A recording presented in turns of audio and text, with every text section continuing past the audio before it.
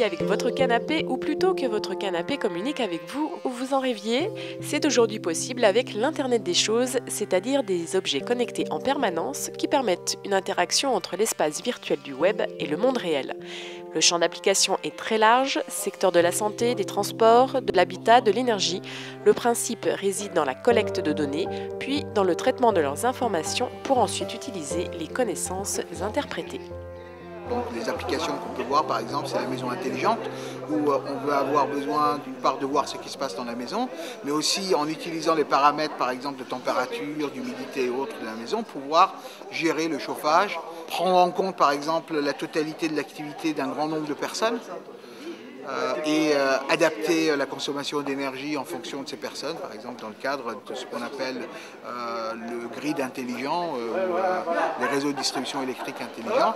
Donc ça permet, par le biais des objets connectés qu'on a chez nous, de savoir faire une meilleure adaptation. Les méthodes de Big Data deviennent alors incontournables dans la bonne gestion de ces gros volumes de données. L'idée du Big Data, derrière, c'est des méthodes de Big Data, c'est de chercher à changer, on va dire, de niveau d'analyse. Plutôt que d'affirmer, confirmer des hypothèses d'un utilisateur, on va chercher à lui proposer automatiquement les hypothèses qui tiennent et qui sont présentes dans ces données. L'intérêt de ça, c'est donc d'abord de renforcer sa connaissance, puisqu'il y a des hypothèses qui vont être en correspondance avec sa connaissance. Le deuxième intérêt, c'est pourquoi pas de contredire sa connaissance, parce que peut-être qu'effectivement il y a des choses qu'il croit être vraies et qui ne tiennent pas dans les données. Et puis, dernier intérêt, c'est de compléter sa connaissance. Il y a sûrement des hypothèses auxquelles il n'a pas pensé et qui pourtant tiennent dans les données qu'il a pu acquérir. Alors, le lien avec les objets connectés, c'est que ces objets connectés peuvent générer justement des données, énormément de données.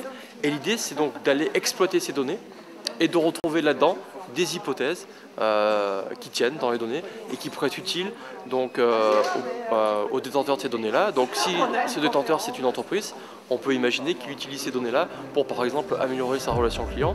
Une filière émergente qui génère donc un véritable potentiel industriel et commercial à travers la création de nouveaux services, de nouveaux champs d'application, voire de nouveaux modèles économiques. La société Miliboo, vendeur en ligne de mobilier, vient d'ouvrir le premier magasin connecté en France. On a une réflexion sur le mobilier connecté et se dire quel sera le mobilier de demain. Comment est-ce que le mobilier va interagir avec votre smartphone, avec votre maison connectée et avec la domotique. Et d'ailleurs dans ce contexte, il y a dans la boutique, vous pourrez découvrir le premier prototype de canapé connecté qui interagit avec son utilisateur, son environnement. Un canapé connecté non plus seulement avec vous, mais avec les autres objets connectés.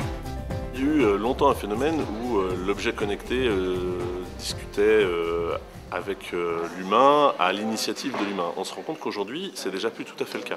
L'objet connecté prend le pas et communique avec l'humain de sa propre initiative.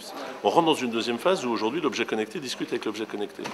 C'est le cas par exemple du canapé Miliboo qui discute avec le bracelet sportif et qui va être capable de comparer votre activité sportive versus votre activité sur le canapé. Et on pense que demain, le mobilier va forcément interagir dans la maison connectée ou la maison intelligente parce que vous, en tant qu'humain, vous interagissez avec ce mobilier. En parallèle, les risques inhérents ne sont pas négligeables. Contrepartie de ces avantages, il y a aussi des risques qu'il faut prendre en compte, qui sont relatifs à la vie privée, à l'utilisation commerciale d'informations des utilisateurs.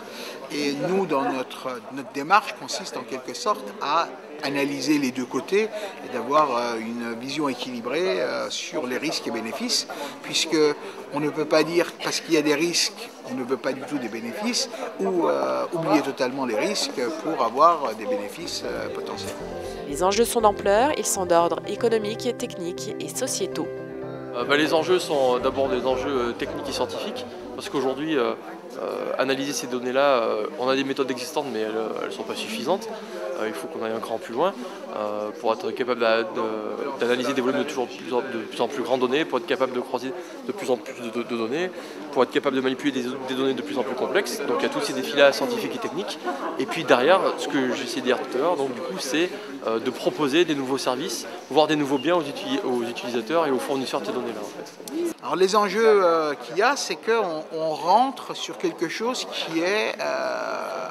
qui peut être un changement radical, Parce que jusqu'à maintenant, déjà le monde virtuel, l'Internet est un changement radical dans le monde contemporain, mais avoir la possibilité d'interaction entre le monde virtuel et le monde réel est un changement qui va encore plus loin.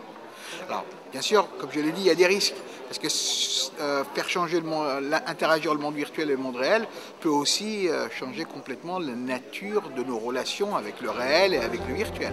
Et modifier la nature même des relations humaines entre elles, voire nos modes de vie en profondeur.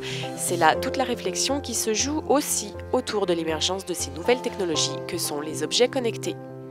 On n'est pas sur la première fois où on a des changements comme ça, de changement de nature des relations humaines. On a eu durant l'histoire, à chaque fois, quand l'écriture est arrivée. Mais ce qu'il faut être conscient, c'est qu'il y a cette possibilité en quelque sorte. Alors, certains le définiront comme une singularité, comme un changement radical. Il y a cette possibilité et nous, en même temps, on doit aider ce changement, mais aussi avoir le recul nécessaire pour comprendre qu'est-ce qu'il va changer, est-ce qu'il va y avoir des changements fondamentaux, ou est-ce que c'est des changements de façade et jusqu'où ça va changer. Donc accompagner ce mouvement, et c'est l'intérêt en quelque sorte de l'université, c'est que nous ne sommes pas des commerçants.